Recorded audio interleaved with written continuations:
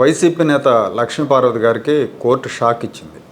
ఈవిడ బసవతారకం ట్రస్ట్ విషయంలో Hindupur MLA cinema hero Balakrishna గారితో న్యాయ పోరాటం చేస్తూ ఉన్నారు.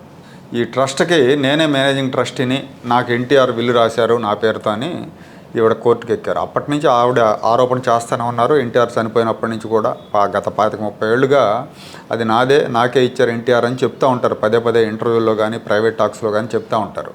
సో ఈ విషయంలో 2009లో ఆవిడ కోర్టుకు వెళ్ళారు. నా పేరుతో ఎన్టీఆర్ బిల్ రాశారు 1995 నవంబర్లో, ఇది ట్రస్ట్ మేనేజింగ్ ట్రస్టీగా నన్నే పెట్టాలని చెప్పి హైదరాబాద్ సిటీ సివిల్ కోర్టులో ఆవిడ పిటిషన్ వేశారు. పిటిషన్ వేసిన తర్వాత అయితే విషయం ఏంటంటే, ఆ రోజున విల్లు మీద సాక్షి సంతకాలు పెట్టిన వాళ్ళిద్దరు కూడా చనిపోయారు.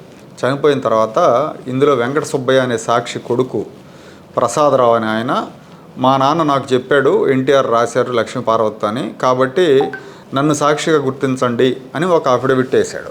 ఆ అఫిడవిట్ని పరిగణలోకి తీసుకోవాలి అని లక్ష్మీపార్వతి కోర్టును కోరింది. సెషన్స్ కోర్టు పరిగణలోకి తీసుకుంటానికి ఒప్పుకుంది. ఒప్పుకున్న తర్వాత బాలకృష్ణ గారు దీనికి అభ్యంతరం చెప్పారు. దీని మీద హైకోర్టుకు వెళ్ళారు బాలకృష్ణ గారు. సెషన్స్ కోర్టు ఉత్తర్వుల్ని కొట్టివేయాలని హైకోర్టును కోరారు. దీని మీద హైకోర్టు విచారణ జరిపింది. విచారణ జరిపినప్పుడు సాక్షులు లేనప్పుడు సాక్షి తన కుటుంబ సభ్యులకు నోటి మాటగా చెప్పాడని చెప్పి ఆ కుటుంబ సభ్యులను దీనికి సాక్షిగా మనం పరిగణించలేమని హైకోర్టు తీర్పిచ్చింది. దీంతో లక్ష్మీపార్వతికి హైకోర్టులో ఎదురు దెబ్బ తగిలింది. ఇప్పటికే ఆవిడ చాలా ప్రయత్నాలు చేశారు బసవతారకం ట్రస్ట్ని క్యాప్చర్ చేసుకోవాలని చెప్పి. బసవతారకం ట్రస్ట్ ఆధ్వర్యంలో క్యాన్సర్ హాస్పిటల్ చాలా విజయవంతంగా నిర్వహిస్తున్నారు. ఇందులో పేదలకు కొంత కన్సెషన్ ఇస్తారు. అలాగే చాలా సేవా కార్యక్రమాలు చేస్తున్నారు. ఇవన్నీ కూడా బాలకృష్ణ గారు చాలా సమర్థవంతంగా చేస్తున్నారు.